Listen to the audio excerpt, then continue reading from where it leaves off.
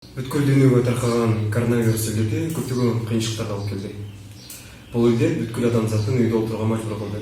Биздин өлкө дагы өзгөчө кырдаал, өзгөчө абал режимдерин киргизди. Ал учурда орто бизнес, чакан бизнес, чоң бизнес да токтоп калды.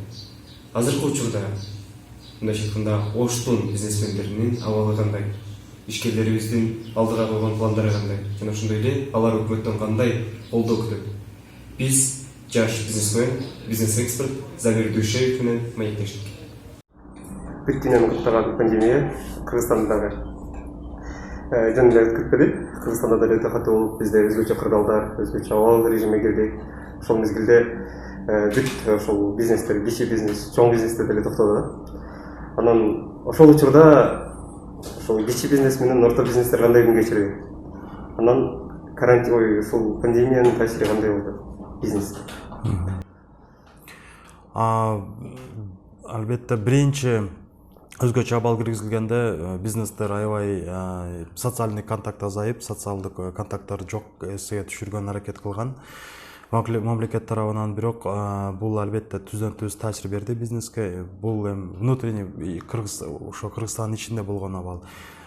Соода саттыкка өтө деле көп зыян тартпаса да, башка бизнестер айрыкча көп зыян тартты. Ошондой эле мына внешний фактор деп коебуз, туризм, отельный бизнес, ошолор дагы аябай чоң зыянга учурады.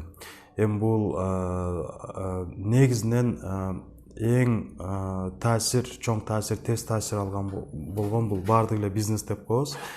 Бирок негизинен чоң терс таасирди алган бул отельный бизнес менен ошо туризм. Булардын абалы дагы азыркы учурда өтө жакшы эмес. Мындай келечекте дагы жакынкы арада чоң өзгөрүүлөр күтүлбөйт бул тармакта.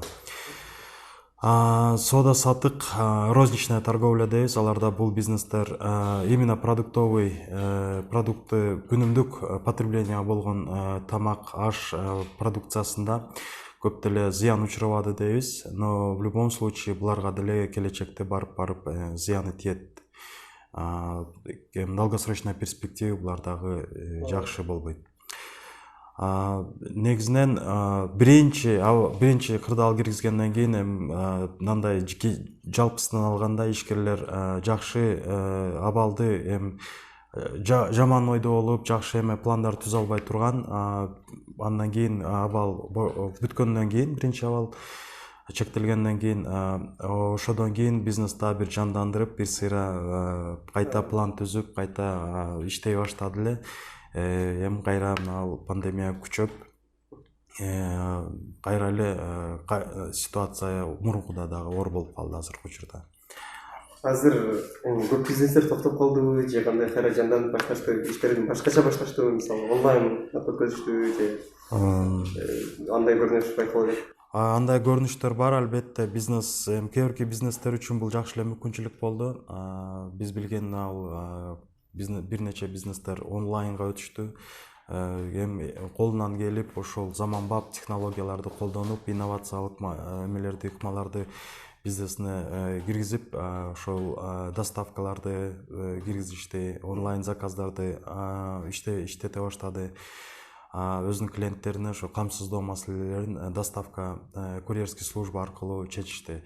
Бирок ошол трансформация болбой калган бизнестер аргасыз жабылууга душар болду. Биз билгенден эми ар бир үчүнчү бизнес, то есть 10 бизнестен 3-өө тең жабылды да. 5-өсү чоң вопросто турат, калган 3-өө иштер жүргүзүп атат. Мамлекетте жана колдоо болот деп аябай акча бөлгөндөрүн деле көрүп калдык ошол жаңылыктардачы. Кандай колдоо болду?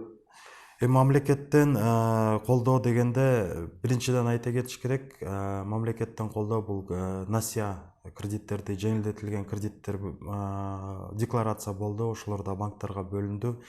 Бирок канчалык өлчөмдө алар берилип атат, себеп азыр бизнестин көйгөйү да бир жагынан кредит алуу деле бир чоң маселе болуп калды. Жеңилдетилген болсо деле ал кредитти каягына жумшайт, эмне кылат, себеп ситуация так пландаштыруу кыйын болуп калды. Ошол себептен бизнес дагы ойлонууда.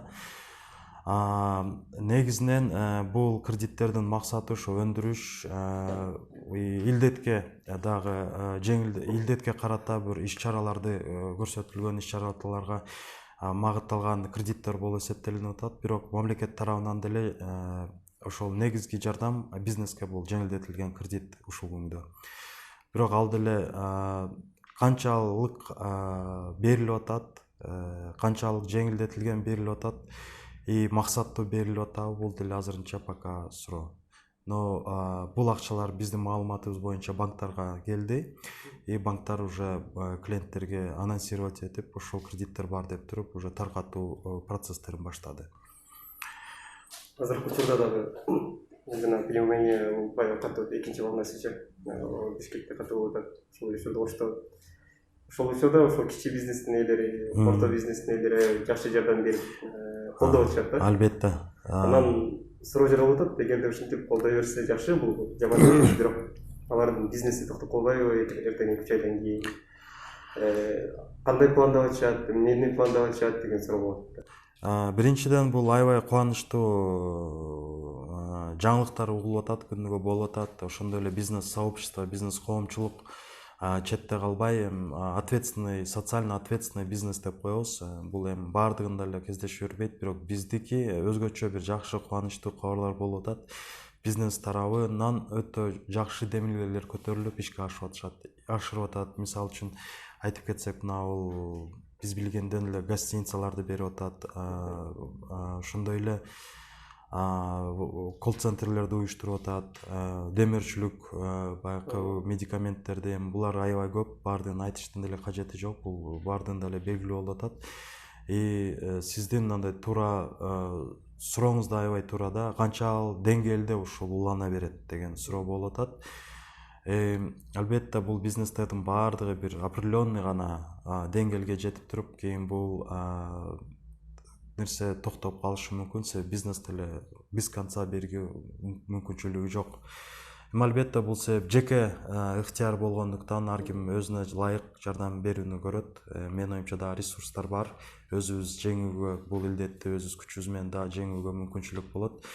Эми бул жерде так жооп жок, себеп ар бир бизнес өзүнө ылайык деңгээлде гана мүмкүнчүлүгүнө жараша акчалай болобу же ресурстарын береби же хотя бы волонтер болуп азыркы учурда иштеп жүрүшөт. Бул байкалууда. Эми азыр мамлекеттен кандай колдоого муктаж? Ошол кичи бизнес, орто бизнес. Эми азыркы учурда айтыш кыйын, мисалы элибизди сактап калыш керек болуп атат. Ошол эле мезгилде бизнести сактап алсак, биздин экономикабыз дагы кандай бир чоң жоготууга учурабайбы? Бул суроонун негизи аябай мындай татаал суроо болуп атат. Себеп мамлекеттен кандай жардам күтүлүп атат деген суроо бул өзүнчө азыр бир башкача кырдаал болуп атпайбы? Себеп азыр мамлекеттен эмес, наоборот, мамлекетке жардам берген кез болуп калды да бизнестинчи. Инициативаны өзүнө алып, баар жок мобилдик группалар түзүп, бул мамлекеттен элдер деле түшүнүп калды окшойт. Уже мындай ресурс деле чектелүү мамлекетте. Мына бул биринчи кезде мамлекеттин даяр карантинди киргизүү менен булар мамлекет даярдык көрүш керек эле. Ошол даярдыгы мындай толук ооруну толук контролго алып же дарылоого мүмкүнчүлүгү кыска экени көрүндү. Эми мамлекеттен эмне күтсө болот? Бул деле реалдуу жооп алыш кыйын да. Себеп мамлекеттин дагы ресурстары чектелүү экени уже көрүнүп эле калды. Бул жерде эми реалдуу караш керек. Бизнес деле уже инициативаны алып, баардык өзүбүздө болуп аткан нерсе бул заманга жараша эле болуп атат. Эми бул пландаштырыш кыйын болуп калды биринчиден. Бизнес планды жакшы көрөт. План жок болсо бизнеске дагы бир кыйын. Негизинен мамлекеттен колундан келген ушул негизги жардам бул кредиттик насыяна, налоговый послабление болгон, ошондой эле гарантийный фонддорду түзүү, ошол илдетке, ошо бизнеске жеңилдетилген бир мүмкүнчүлүктөрдү карап, ошондой эле международный донорлар же инвестицияларды алып келүү деп эсептейм. Бирок бул албетте азыр мамлекеттин өзүнүн приоритеттери бар. Мына илдет менен күрөшүү, ошол себептен бул маселелерди каралып атат болуш керек. Но ишке ашыруусу менин оюмча бизнестин деле, коомдун деле, мамлекеттин деле азыркы биринчи иреттеги приоритет бул албетте ошо илдет менен күрөшүү болуп калды. Биз деле ушул маселени негизинен ойлонуп атабыз, бирок келечекте или азыркы учурда биздин айтып кетчү мына той маселеси биздин потребительский экономикабыз туура эместиги билинди. Ошондой эле мына чоң ресторандар, ошондой эле биздин потребительский, то есть той арасы кылган бүт индустриябыз, экономикабыз туура эмес экендиги байкалууда. Себеп ушул акчаларды башка жолго, башка багытта колдонсок туура болмок деген маселелер дайыма башыбызда болчу, бирок буну кылыш ишке ашпагандыгы билинип атат. Азыркы учурда биз импорт ориентированный өлкө болуп калдык. Ички өндүрүшүбүз аз, өтө ички өндүрүш даже жок. Өзүбүздү теги камсыз кыла албагандыгыбыз ушул жерде билинип атат. Бул үчүн бул илдеттин бир минусу аябай чоң, бирок бир өзүбүзгө бир көрүнөр плюстары ушул. Ички өндүрүшүбүздү өнүктүрүшүбүз керек. Той жана потребительский экономиканы жок кылып, мындай производственный бир нерсени өндүрүп чыгаруу экономикага багыт алганыбыз андык эле болуп калды. Ушуну эске алышыбыз керек. Мамлекеттин дагы кийинки иш аракеттери, теги коомчулук, бизнес коомчулуктун иш аракеттери да ушул багытта каралган туура болот. Бул, то есть өндүрүштү көбөйтүү, продукцияны өндүрүп чыгаруу, өзүбүз жөнүндө мына интенсивный сельское хозяйство өтүшүбүз керек. Негизинен жалпысын алганда биз зеленый экономика болобу же кандай экономика болсо да биз өзүбүздү камсыз кылуу жагын карап көрүшүбүз керек. Рахмат. Эми бизнес коомчулук ошол тарапта багытталса керек эми. Ресторандардын да ордунан башка Ооба. Менин оюмча азыр ресторанный бизнес дагы мына бизде чоң бизнес деп коебуз. Ресторанный бизнес аябай прибыльный болгон чакта дагы бул негизинен бул потребитель bizde дагы күнөө бар.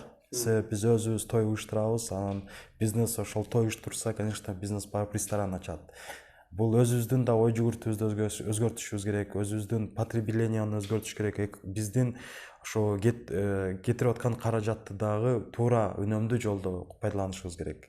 Ошондо гана биз дагы буга салым беребиз. Мисалы үчүн бирөө ресторан ачса, биз барып туруп эле ресторанда той өткөрсөк, албетте дагы ресторандар көбөйө берет.